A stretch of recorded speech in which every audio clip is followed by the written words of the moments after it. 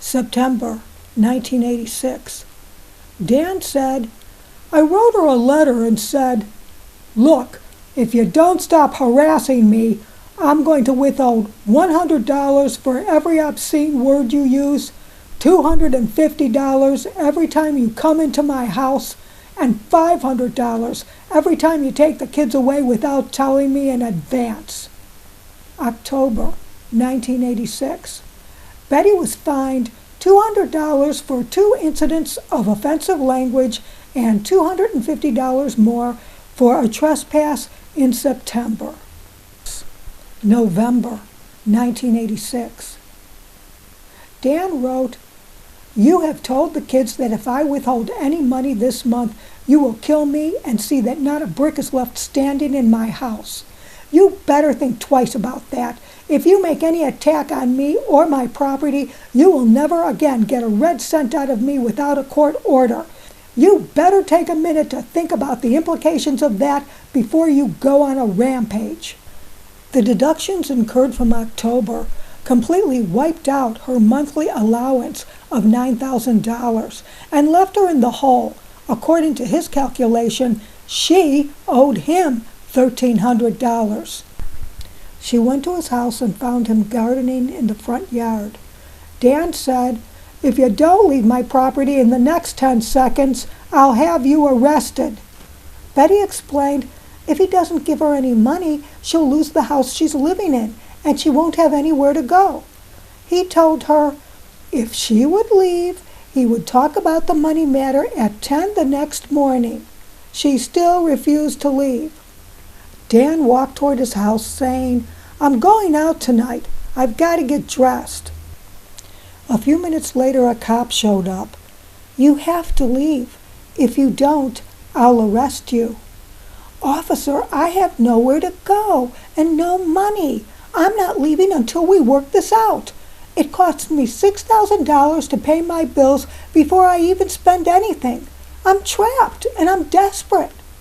Did you ask her to leave the property given that there was a restraining order? Yes. And what was her response? She said she would not leave. She said I'd have to take her to jail if I wanted her to go. Did you explain to her that there was an option there of just giving her a citation and allowing her to leave? Yes, several times. And each time that you explained to her that option, what was her response? She refused to leave. The police officer snapped the cuffs on her and put her in the back seat. As Dan and Linda were leaving for the Blackstone Ball, they didn't look back. Dan was officially about to be named president of the San Diego Bar Association. Betty was fingerprinted, had a mugshot taken, then stripped and searched.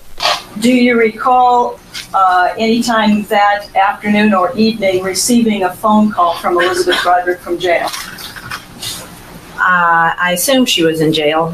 I don't know what the booking procedures are, but the phone call I got was that she had been arrested and that she was at jail, and that she was calling me to tell me that. Okay. Did you actually talk to her? Yes. And did she tell you that she was in jail? I believe that's what she said. What did she tell? Did she ask you to do something?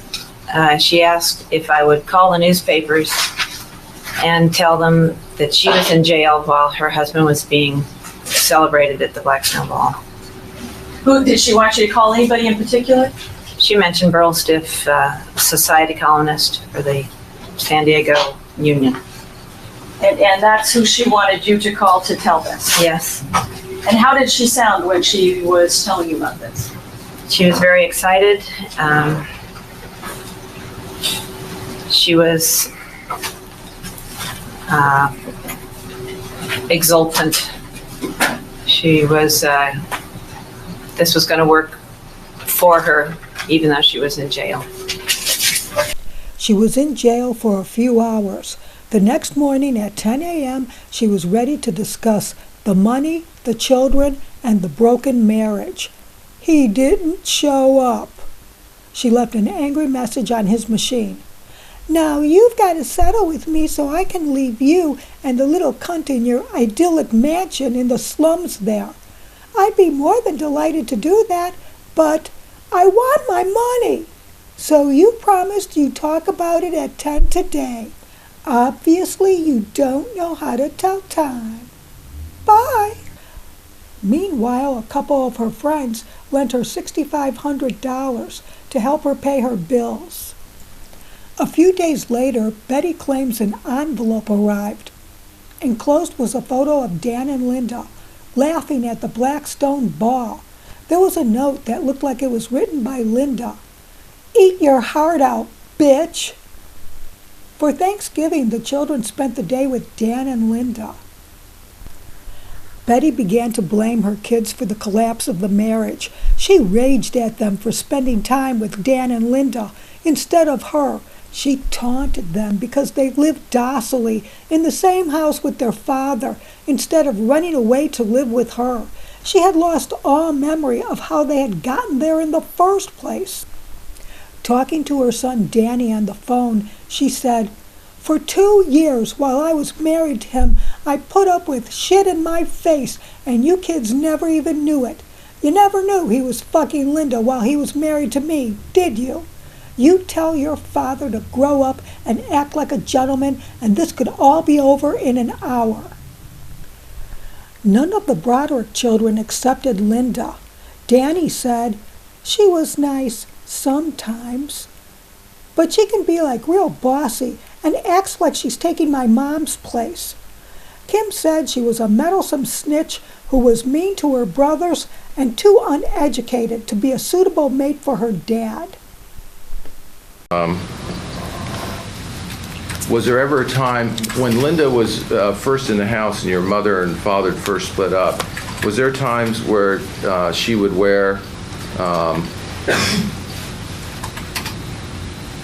what to the children or your mother wear inappropriate clothes around the house? She would wear a nightgown around the house, yes.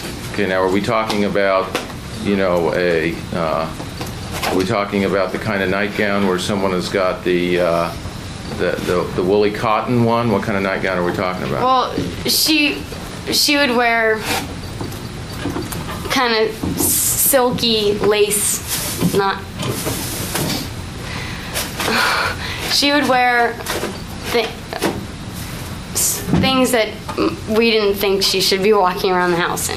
Okay.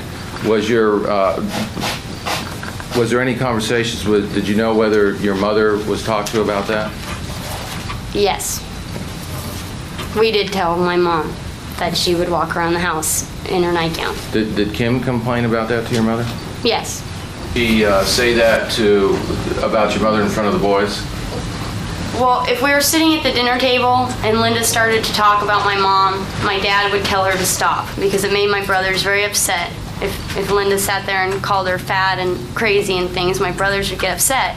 So my dad would ask Linda not to talk about my mom at the dinner table or in front of my brothers. Okay.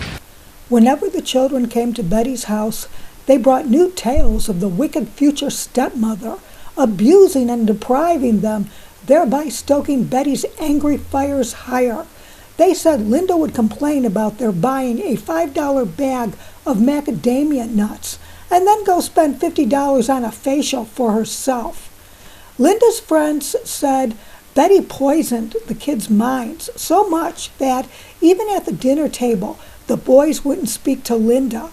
They would ask Dan to pass the salt even when it was right beside Linda's plate.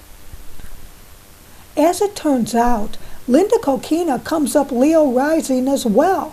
Betty said Linda was a younger version of herself. Both women could expertly mimic each other. There were similar dental flaws between the two. When people hadn't seen Betty for a long time and Linda was being escorted by Dan, Linda was often mistaken for Betty. And here is an insane bio of Linda Coquina prosecutor Carrie Wells gives to the jury. Okay, you Broderick fans, how many mistakes/falsehoods can you detect in her presentation? Linda Coquina moved to San Diego in 1983. She had worked for several years in Atlanta as a paralegal for another attorney. She'd been a flight attendant for Delta Airlines before that. When she decided to move to San Diego, the attorney that she worked for, who thought the world of her and her abilities, recommended several attorneys here in San Diego to look up for a job, and one of them was Dan Broderick, who at the time was expanding and needed some help. Dan hired her in September of 1983 as a paralegal office manager. She was 22 years old. She too was very bright. She was full of life and fun and uncritical. And it's clear that ultimately Dan Broderick fell in love with her. And she fell in love with him. And she loved him for who he was, and not just the status that he could provide. It shouldn't have happened. It was wrong. He was a married man with 4 kids, and it shouldn't have happened. But it did. December 1986. Betty's December allowance had $2,400 worth of deductions. She directed Hargreaves, her lawyer, to file for a temporary spousal support order. The hearing was set for December 30th. She spent the holiday season calculating her living expenses for the upcoming hearing. She figured she needed at least $28,500 per month. She wasn't even asking for half, just 25% of his monthly income. She told the judge with that much money she wouldn't feel too cheated. Dan thought $7,500 was plenty for one woman without children, and only for a limited period of time, until she got herself a job. The judge gave her $12,500. Worse, she had to pay $4,000 to $5,000 monthly in property taxes and insurance, which Dan had taken care of before. Now she had even less spendable income than she had on Dan's informal allowance. Because of the accounting error, the $12,500 would be eventually appealed and rectified to $16,100, but not until Betty had spent several thousands of dollars more in legal fees on a new attorney. It was also argued that in the best interests of the children, that the Broderick divorce case be permanently closed to the public. Her lawyer barely protested, although she did. It wouldn't be until 2 years later that a divorcee would tell Betty that her own attorney had once told her that the Broderick case was sealed because Betty was a child molester. This also enabled Dan to have full custody of the kids. Betty said after the murders, "The humiliations that I put up with and the stories that I heard that I was a fucking child molester and crazy and everything else, and no Christmas for 5 years, no birthdays with my kids. You build all that up in a pressure cooker for 6 years and see what happens. Any person alive would have done exactly what I did, only probably 4 or 5 years sooner." In the meantime, Dan could no longer fine her without being in contempt of court himself. A few days later, she received notification that Dan had canceled her medical coverage under his state bar insurance policy, effective immediately. The letter was signed by Linda Coquina, legal assistant to Daniel T. Broderick III. "Paid whore," Betty scrawled on the copy. Betty's lawyer wrote to Dan's attorney to request all future correspondence affecting Betty be signed by Dan rather than executed by Linda Coquina. Neither Dan nor Linda paid the least bit of attention. And was that a letter canceling your insurance? This one's in canceling my health insurance, but there were others. Okay, and who signed that letter? Linda Coquina on December 31st, the day after the court hearing on December 30th. Now, how did you feel about that at the time? Well, I knew on the day that it happened that Hargreaves had made a big mistake letting Dan get off without paying any of my insurances, because Dan used to pay the house insurance, the car insurance, the health insurance, and that was a blatant mistake of Mr. Hargreaves. So it was a loophole, and Dan and Linda saw it, and boy, they were right on the ball. 8 a.m. the next morning, sending out these letters canceling everything, and Linda Kolkina doesn't type or anything, so it was not necessary that she sign these letters. Yeah. As legal assistant, Dan should have written these letters. Okay. And did it upset you that that her name was on there as canceling your insurance? Every time she got in the middle of anything like this, it bothered me. I didn't think this was her place at all. Did you talk to anybody about that? Yes, I mentioned it to Mr. Hargreaves. January 1987. Betty started receiving anonymous envelopes with advertisements for diet products and wrinkle cream. She was sure Linda was behind it. An investigation would later turn up a Kolkina friend remembered mailing some envelopes for Linda, but never saw what was inside them. Betty was recommended to another lawyer, William J. Glucksman. As a retainer, he took a $10,000 diamond necklace she was wearing. She now had two lawyers, Hargreaves and Glucksman. Hargreaves gave up. To get her away from Dan's group of blood-sucking Draculas, Glucksman filed for a change of venue on grounds that Betty could not get a fair hearing in San Diego Family Court, where Dan's former attorney, Thomas Ashworth, was now presiding judge. Glucksman, like Dan Jaffe before him, intended to take Dan Broderick to the cleaners, but his motion to change venue was denied. And here's a little background on Thomas Ashworth, the head judge of family court. If you knew that he was Objection, Your Honor. He's not making it. He asked an opinion about the man's Your Honor, reputation. may we approach sidebar? Yes, come on up. Jaffe, were you aware that Mr. Ashworth was sued? I believe the way you do that is have you heard, Mr. Broderick? Have you heard that Mr. Ashworth was sued and settled a case for defrauding a client in No. excess of $1 million? I had not. Okay. And I take it you didn't take that into account in your opinion of Mr. Ashworth? That's correct. Okay. You're aware of state bar rules on professional conduct, aren't you? Yes. Were you aware that Mr. Ashworth was convicted of 2 drunk drivings? No. Did you catch that?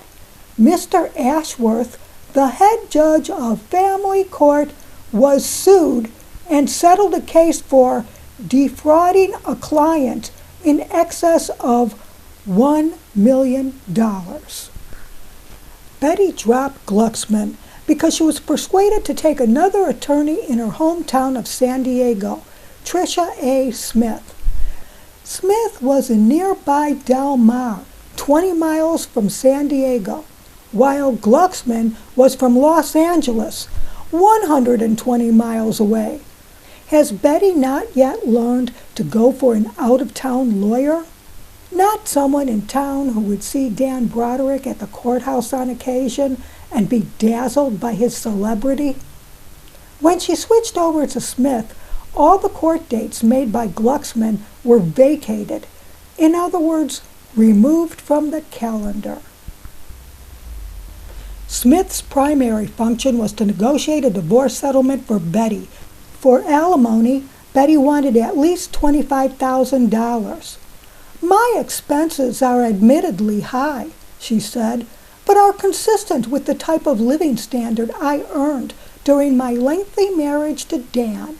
She went on to describe her lifestyle, to which she had become accustomed. We had 5 vehicles, an MG, a Gazelle, a Corvette, a Jaguar, and a Suburban for me and the kids. We traveled to Europe once a year, took frequent ski trips, cruises, island trips, and often paid the entire expenses of couples traveling with us. Always first class. I entertained frequently and extravagantly. All of this plus I had unlimited ability to charge at every major department store in San Diego. Tricia Smith succeeded in getting Betty's monthly support increased from $12,500 to $16,100. Within a month, Dan appealed the spousal support, but lost. On February 20th, Betty wrote in her diary, Kim was expelled from Francis Parker High School. The next day, Lee out of school. She left a message for Dan. Dan Broderick, fuckhead, you'd better get on top of your daughter Lee. She's wild, out of control, drunk, streetwalker. Being that you've got sole custody, better do something about it before you have to go to jail for her, okay? March 1987. Betty was increasingly headed toward a breakdown. She had become an insomniac, worrying about money, children, and her health. Can't sleep, back pain. Do I have ulcers? She worried about being jailed over the telephone messages. She was wondering if Tricia Smith was for her or against her, and she wasn't returning her calls fast enough. She was enraged over the lack of progress in her case. Dan had yet to have a lengthy interrogation by her lawyer. 2.5 years, she scrawled in her diary, and not one deposition. The divorce trial date had been postponed again. Dan's deposition had been delayed one more time. Called Tricia at 1 a.m., she wrote, feeling out of control because Smith had all her files and wouldn't return her calls. Up all night worrying. She became obsessed over her future. What job could she do? What was she going to do with the rest of her life? Bought medical insurance, $78 a month. Her spousal support check would often be late. Her handwriting grew wilder. She couldn't balance her bills and didn't know what she could afford anymore. Would she have to sell the house? She was consumed with Dan's expenses, his lavish lifestyle versus her deprivations. She anguished over her wrecked reputation. She dreamed of revenge, of vindication. She would like to expose Dan for what he really was. She indignantly went on a court-ordered psychiatric evaluation with family therapist Dr. Ruth Roth, where she showered her with obscenities. She went off on her lifelong history with Dan, how she had worked my ass off to get us where we were going, only to be left. Roth found her angry, but not psychotic. Betty told her how she had dropped the kids at Dan's to let him see what 4 kids is about besides fucking. You know what that cocksucker fucker did? He kept them. Then she moved on to Linda the cunt cocaina. Dr. Roth contacted Dan to warn him, I have every reason to believe you may be in danger, that Elizabeth wants to do great bodily harm to you. What did she indicate to you that she wanted from the process? Well, she said, quote, no way, I'm not going to be the single mother of 4 kids. I've already told you that. He'll die first. I'm not letting go of him that easy. The little fucker was mine and he'll stay mine, end quote. The judge had clearly ordered Dan to pay Roth's full fees, but Dan refused to pay more than half, and so Roth sued Betty for the balance, around $800. In the meantime, Hargreaves was suing Betty for unpaid legal fees. A La Jolla children's shop also sued her for an unpaid bill for clothing and billed to Dan, who refused to pay. April 1987. Dan canceled plans for Betty to spend Easter vacation with the children, made 2 days earlier, because Dr. Roth advised him not to allow it based on her recent conversation with their mother.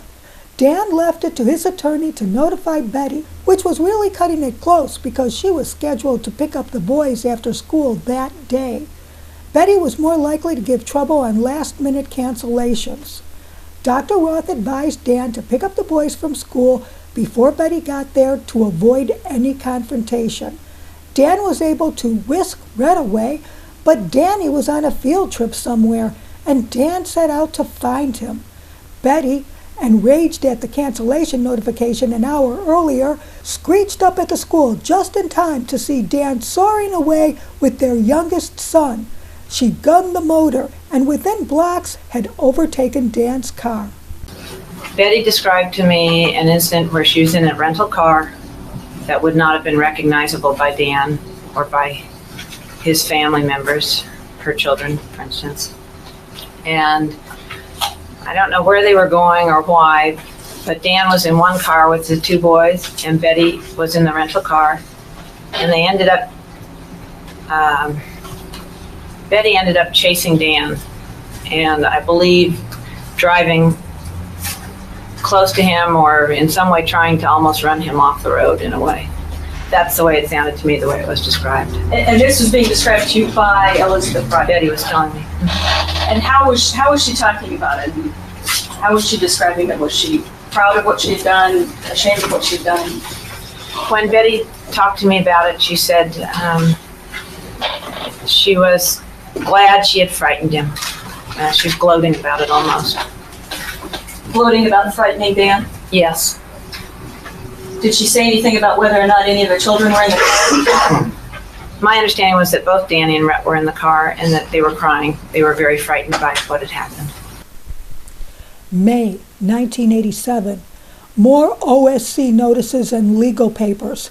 Dan's deposition had been delayed for another month. The divorce trial had been postponed again until July.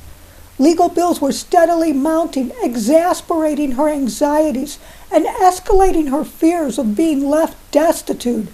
Tricia Smith negotiated with Glucksman to retrieve Betty's diamond necklace that he held hostage for his own unpaid bills.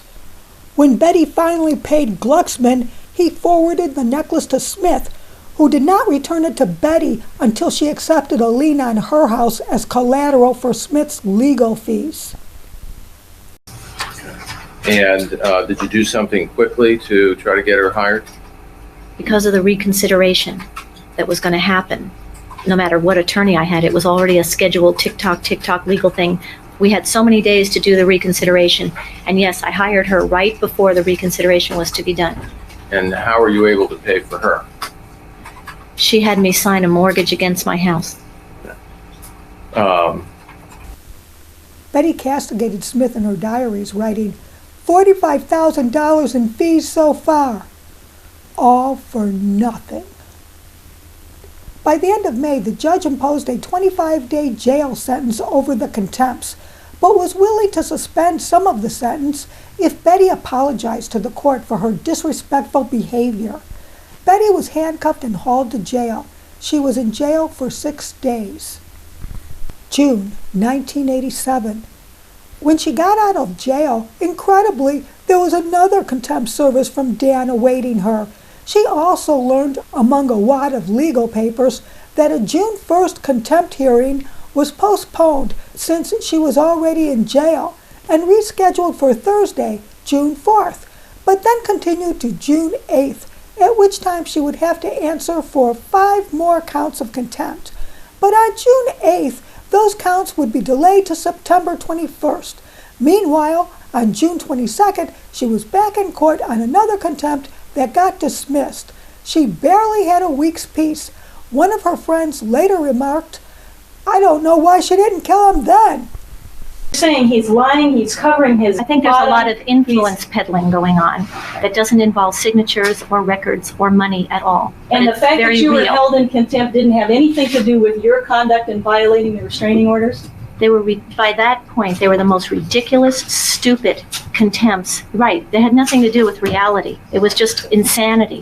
Her diaries were now the work of a woman who could no longer find anything positive about life. Jail is definitely preferable to being here all alone without anyone to talk to, she wrote. July 1987. 2 more contempts were filed for letters she wrote to Dan. After several delays, Dan's deposition was finally scheduled for July 20th, but Smith had still not received the full financial documentation she requested in January. On the day of Dan's deposition, Betty was on vacation in Hawaii. She hadn't even told Smith she was leaving town, but Betty claimed Dan knew she had a trip scheduled for that week. Besides, Dan had already canceled 3 times, and if she canceled a trip already paid for, he wouldn't have shown up. For the rest of the summer, the contempts continued. More future hearings were scheduled. If Betty had any vulgar word in a letter or a message, Dan filed a contempt. There was also a July letter to Dan containing her fading hopes that he would snap out of it. She resented Tricia Smith. Smith, increasingly concerned over unpaid fees, finally wrote to Dan proposing he sent her the full $222,000 check for the recent sale of the Fairbanks Ranch lot. She would serve as broker to divide up the monies between Dan and Betty after she subtracted her own fees from Betty's half. Dan eventually agreed. He didn't find any abnormalities, and besides, the check couldn't be cashed without Betty's signature anyway. Betty did sign, but she saw this as Smith working behind her back. She would never forgive Smith for this and saw it as making deals with Dan.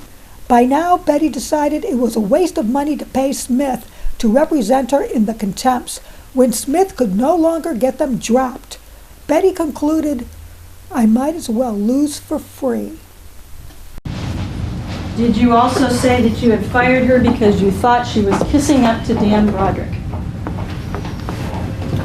Oh, that's about the friendly letter she wrote to Dan without a copy to me. Dear Dan, I know you're getting this big check. If you'd send me this big check behind Betty's back, which wasn't printed in there, I will send you back your half within 24 hours, and I'll keep her half of this big check for my attorney's fees. I didn't even know that check was coming, and I was very upset that she did things like that behind my back. And your you own attorney's fired not her. supposed to do that. And you fired her, right? No. You felt she was kissing up to Dan I wrote things like Broderick. this, that I was getting very upset that she was doing things behind my back, and she charged me over $30,000 at that point and never gave me an accounting of why I owed her $30,000. And still has never yet done that. It was $37,000, I think.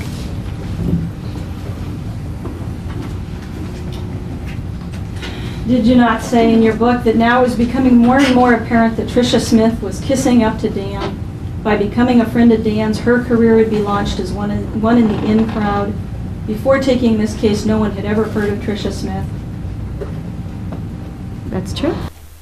September 1987. Betty's lawyer, Tricia Smith, finally received some financial documents she needed and got Dan's deposition so she could propose a divorce settlement for Betty. She also uncovered some interesting irregularities on Dan's background.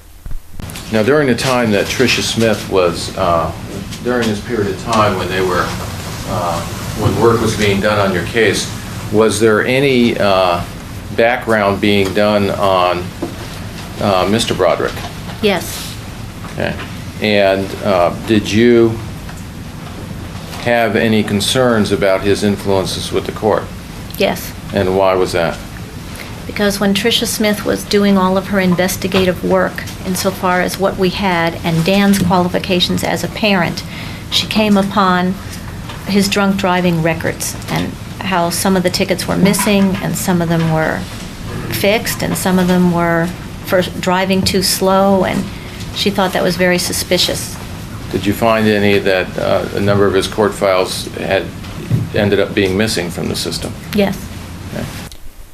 For the settlement, Betty wanted $1 million plus $25,000 per month alimony for 10 years, whether she remarried or not. She wanted title to her house and car and all the household furniture in her possession. She wanted him to pay a $1 million insurance policy with herself as beneficiary until the alimony obligation was fulfilled. In exchange, she would forfeit any claims on his law practice and property mutually owned, such as his pension fund, the boat, the ski condominium, and the limited partnerships with his brother. Both parties would waive Epstein credits. Dan would pay all her legal fees, past and present. Dan would keep the children, and she would have guaranteed visitation. Betty was no longer seeking custody. Dan and Linda could have the kids. She wanted to travel, to find a career, to enjoy life without the stresses of being a single parent. This was a $4 million package. Dan's attorney, Gerald Berry's quick response: "The offer is rejected." Dan's complaints against Betty were so backed up on Judge Anthony Joseph's calendar that he knew as soon as he dealt with Dan's latest batch, more would be awaiting him tomorrow. He would not hear any more of it. He dismissed every one of Dan's backed-up contempts against Betty. For the first time in 2 years, she was able to go home to look at a clean court calendar. November 1987. November 7th was her 40th birthday. Judy Backhaus gave her a birthday luncheon at a fashionable La Jolla restaurant, but it was worse than her birthday party with the girls the year before. I didn't know where I was, or how old I was, or what the hell I was doing. I needed the Betty Ford Clinic by then, but they don't take codependents. Even jail was better. The women there understood a lot better about shithead husbands than my La Jolla friends did. In the meantime, her credit card charges exceeded $200,000. She was a woman out of control. She studied up on Epstein credits. She learned her community property was eroding every day the divorce trial was delayed. He didn't want to give me anything. He wanted to drag the settlement out. Every day he stalled, he was stealing from me and shifting money to Larry. She was fed up with Tricia Smith. T. Smith is no help. Case doing nothing, she wrote in her diary. All she was doing was enriching attorneys to defend her against Dan's incessant contempts. And yet she continued leaving vulgar messages.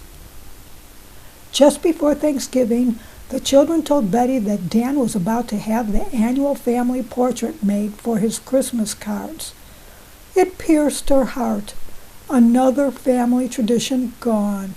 She was so alone. She was going mad. She thought about it all day. December 1987. Betty had bought a pair of tiny Shih Tzus at $500 apiece for her sons years earlier. Dan hated the yapping little dogs with their claws wrecking his magnificent hardwood floors.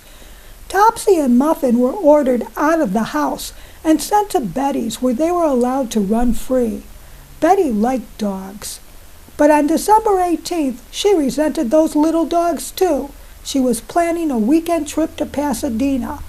Why was she responsible for hiring someone to care for these dogs? Why shouldn't he share in the responsibility? So she tied Christmas ribbons around their necks and dropped them off at Dan's house. In defiance of the restraining order, she opened his front door and deposited the dogs in his foyer. She watched as they scurried across his costly Persian rugs, their toenails clicking on his glossy floors, sniffing everything in sight. She hoped they pissed on every chair leg in the house. It would cost her another contempt a few weeks later. January 1988. 1988 ushered in a radically different Betty Broderick. She was beyond caring how she was perceived by others. Her social image in shreds, personal vanity buried beneath layers of fat, her language now routinely crude. She was pacing her house at night, eating out of refrigerator containers, scribbling wildly in her diary. Pressure from Hargreaves' seizure of $2,800. I need badly to pay bills. My credit card's at limit. I need that money. T. Smith, no help at all. She griped about her weight. 182, never higher. Fingernails bitten to the quick. The stress is killing me. Eating and spending money made her feel better. After going on a shopping spree, spending money she didn't have, she'd come home tired, depressed, and enraged. She threw the bags into corners where they lay years later. A friend said she had all these wonderful clothes all over the house with the price tags still on them. Dan and Linda were one of downtown San Diego's most attractive, enviable new couples, regulars on the legal social scene, familiar faces in the evenings at Dobson's and other downtown bars. Mutual friends of Dan and Betty's opted to invite Dan and Linda over Betty to their events. At one particular Christmas open house party to celebrate a couple's new palatial home, she was absolutely forbidden to attend because the host had invited Dan and Linda. As it turned out, Dan and Linda didn't even show up because they had too many other parties to go to that night. Betty said it wasn't important to them, but it was important to me. Betty received another contempt for 8 offenses in her mailbox, including her unauthorized deposit of Topsy and Muffin. Dan requested the court throw her back in jail to serve out the remainder of her 19-day jail sentence. Tricia Smith, Betty's lawyer, was still demanding Dan's financial records she had been seeking for nearly a year. She threatened legal sanctions if this was not supplied within 30 days. But Betty couldn't wait any longer. She was inundated by debt incurred for lawyer services. She fired an appraiser who was to evaluate Dan's law practice. He cost too much, and Dan would doctor his books anyway. And then she fired Smith because the divorce proceedings were not moving forward, which may have been fine with Smith because she was tired of the uphill battle against Dan Broderick. Would you say, I can no longer afford the emotional or financial strain of calling you my lawyer? Right.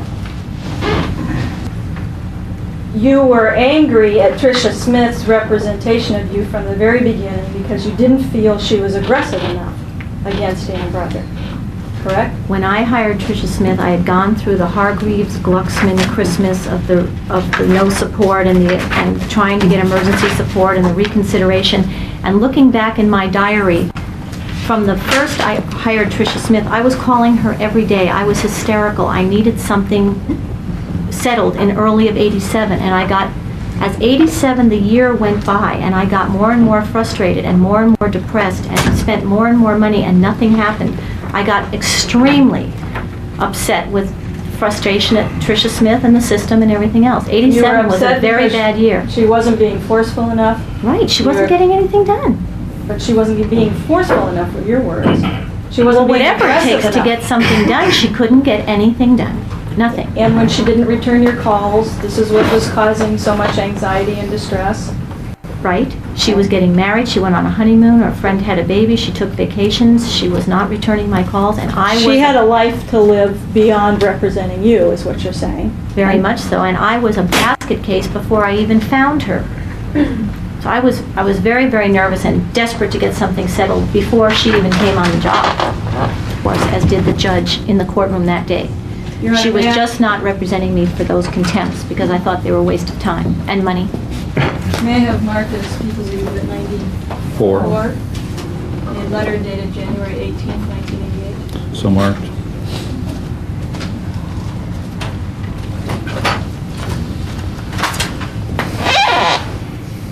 Did you not send a letter to Tricia Smith saying, "So much for your Ruth Roth idea. I have felt totally unrepresented by you since the summer of 1986.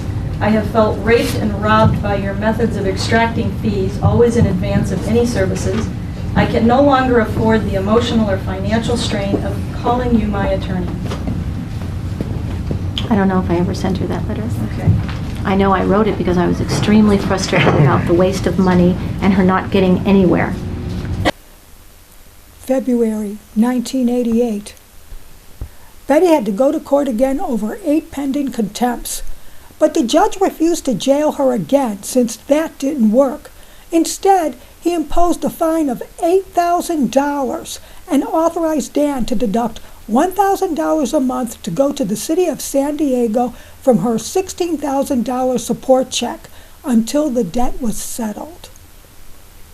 Lee had a drug-fueled party in which they trashed the house while Betty was vacationing in Tahiti. Kim hosted a wild party, ultimately trashing her mother's house. To a party that Kim had at your house.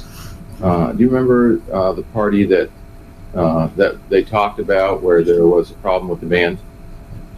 Yes, Kim had a lot of wild parties at my house, but that was the worst and the last of them. Okay. And do you remember what happened at that party? It was a full-blown riot. There were hundreds and hundreds of teenagers there all over the street, the front lawn, the decks. I have a large property, and every inch of the property was covered with people, most of which didn't know us and we didn't know them. There were skinheads with leather jackets and all kinds of people, and screaming and yelling, and people throwing in the pool and jumping on the trampoline. And the worst part of it was I lived on a cul-de-sac, and there were so many cars that they not only parked and blocked everyone's driveway, but they ended up filling the cul-de-sac like a solid parking lot. And the police had to walk in from way out on Calle del Oro. And they said that this was a real hazard, fire-wise and safety-wise, and we had to get those cars out of there right away, or I'd be ticketed or jailed or whatever. Did you try to stop the band from playing music? Yes, it was a band that was down in my pool house, and it was a real loud, plugged-in electrical amplified band with microphones and things. And I went down and I said, the police are here, you've got to stop, because all the neighbors were calling and stuff. And the man on the microphone said, don't listen to her, let's party. Okay, did you eventually do something that stopped the music from playing? Yes, I pulled the main electrical switch to the entire property, and that's how I shut them down. Okay, and then the party quickly dispersed after that? Not that quickly. Yeah. But eventually... But I shut down the main source of the noise. March 1988. Betty wrote her lawyer a letter pretending she hadn't fired her. Dear Tricia, I was sorry to hear that you will not be helping me clean up the pile of vomit called my life. Thank you for all the help and support you gave for the last year. Too bad we didn't get anywhere. The Oprah Winfrey Show called, asking her to appear on a program about messy divorces, but Betty declined because she didn't want to be part of a circus. Dan only filed 2 OSCs that month, one accusing Betty of throwing rocks at his car. She continued her erratic credit card shopping sprees. She walked into stores and bought armfuls of clothing for herself and the children. But shopping was no longer fun because she had to visit the large-sized salons. The clothes were just so ugly, and I looked like shit in them. The children were a growing aggravation. Felt like I was dying, she wrote in her diary. So unhappy, so lonesome. Kim and Lee partying, wrecking my house. Won't clean up house or return missing things. Lee took her car without asking, and Betty reported it stolen to the police. April 1988. 16-year-old Lee was caught snorting coke at school and was suspended for 3 days, but ran away before a school consultation with a parent. She was living in a beach community near La Jolla for the next 6 months and wouldn't return to either parent's house. Kim crashed the car Betty bought for her before the first payment was due. And ultimately, she decided to buy you a car, is that correct? Yeah. But that was before I drove the MG. Okay, so she bought you a car before you drove the MG. I drove the MG after I didn't have the car she got me anymore. What happened to the car that she got you? I crashed it about a month afterward. I rear-ended somebody, and then Dad paid to get it fixed, and then Mom said that, well, he can pay for the car. But Dad said that he wouldn't buy us cars until we graduated from college.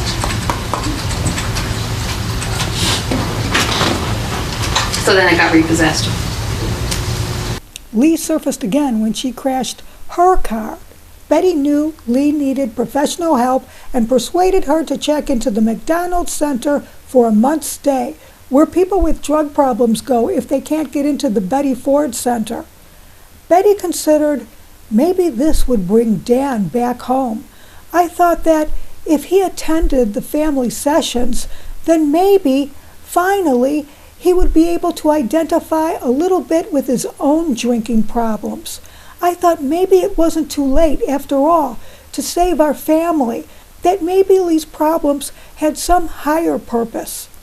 But Lee only stayed for 3 days and called her mother to come get her.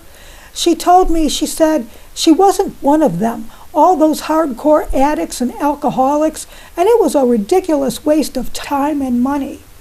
And, Betty said ruefully, I believed her. Somewhere around this time, Betty's divorce file in the courts went missing. A judge thought it was due to some clerical blunder. Betty was convinced it was a judicial way to suppress all evidence of Dan's malfeasance. The file was eventually recovered, but it was weeks after the divorce trial concluded. At some point in time, when you were in Judge Joseph's court, did anything happen to that court file? It disappeared. Did you know where it went to? Nobody knew where it went to. So you're not suggesting that then? You're suggesting that it's possible that the file, since it was transferred from downtown to Claremont to Vista to the family court building, somewhere along the line, it got lost? I thought it was coincidental that it got lost when national TV shows came to town looking for it. I thought that was a big coincidence. And did you? May 1988. In another contempt hearing, the judge fined Betty $1,000 on top of her existing $8,000 fine. He also agreed with Dan that Betty should pay $16,000 in Dan's attorney fees to Gerald Berry at a rate of $1,000 per month. Therefore, Betty owed $25,000 in penalties. Later that day, a dazed and enraged Betty went to her children's school and wound up in the principal's office, and for reasons she can't recall, she lost all control. She told the principal what a rotten bastard Dan Broderick was, what an unfit father, what an immoral human being, what an alcoholic, abusive asshole he really was. Then she called up Dan to call him more names in front of the principal. Betty Broderick was descending into madness. A few weeks later, Dan mailed Betty his latest divorce settlement proposal. He offered her $9,000 a month for 1 year, $5,000 per month for the next 7 years, or less if she remarried. He offered her nothing for her share of community property. Instead, he claimed he had lost so much money on investments that she actually owed him hundreds of thousands of dollars in Epstein credits for her share of community debt, which would wipe out her interest in his law practice. All that remained was her half of his pension, which might come to $250,000 or so, but that had yet to be calculated. Bullshit, she wrote in the margins of his proposal. She'd see him in court. Betty overheard Lee on the telephone discussing rocks with someone. Betty didn't know what that was, but knew it was bad from the sneaky way she was whispering. In the summer, Dan disinherited Lee. I was genuinely concerned that if I died and she got a fourth of my estate, it would go up in smoke, that she would spend it on drugs or give it away or just squander it. June 1988. It was Kim's high school graduation, and Betty knew Dan would be there. It would be the first time in years they both attended a family function simultaneously. She wondered what she would say to him, what he would say to her. Surely, at least today of all days, he would talk to her. She grabbed her purse and camera and drove to Francis Parker School to see Kim graduate and to see Dan. There, across the lawn, she spotted Linda Coquina on Dan's arm. Linda flashed her wide, brilliant smile at Kim's teachers, at the parents, at Betty's friends, mothers she had known for years, acting as if she had every right to be there. Years later, Kim said, "Mom never forgave me for inviting her." Weeks later, Betty was supposed to visit her in her new apartment. Kim had cleaned and prepared lunch and was waiting. And then she called me and said, "I'm not coming. I just remembered how much I hate you. At the graduation reception, Betty followed Dan and Linda around, taking their pictures, even following them out to the street as they were leaving. 2 more divorce settlement conferences failed to materialize. At Dan's request, the judge ordered Betty to seek vocational testing. This is a court-ordered effort to get the weary old mom out of the house and into the job market so she can contribute to her own support. Betty was insulted that a rinky-dink test suggested she should go to work at a department store selling cosmetics or into assembly line of work. She saw it as just another delaying tactic. She was so angry at the insulting nature of his demand that she went to Dan's house the next day to complain. But he refused to speak to her. He was working in his yard, squatting next to some plants, and he wouldn't even look up. Meanwhile, Linda was upstairs, looking out the window, shouting, "Dan! Dan! Do you want me to call the police?" Then Gerald Barry, Dan's divorce attorney, suddenly withdrew the vocational testing request without explanation.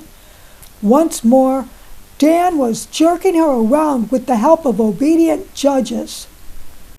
And did they want you to go to any particular vocational tester? Yes, they of course wanted me to go to their expert in the field. And at the hearing, did you agree to go to vocational testing? I didn't have any choice, yes. I agreed to it under the conditions that if they wanted it, they'd have to, meaning Dan would have to pay for it.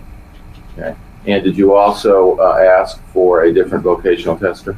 Yes, there's a very famous woman in La Jolla that does stuff like that, Marjorie Shavitz, and I asked the judge if I could go to her, and he said yes. Okay. And when you went to the vocational testing, after you went to that expert, did anything happen to the vocational testing? Yes, when I got there, I told her what had happened with Ruth Roth earlier, is that I was ordered to go to Ruth Roth and Dan was supposed to pay. And then when I went to Ruth Roth a few times, Dan wouldn't pay and Miss Roth sued me. So I warned this woman that the same thing might happen again, so that she better call up Gerald Barry and get it straight in writing that they are really going to pay for this, because they were court ordered to do that, and she called Gerald Barry. Okay, now did Mr. Barry also want this woman to release confidential information? Yes, he would only agree to pay if she would tell him how it was going and stuff.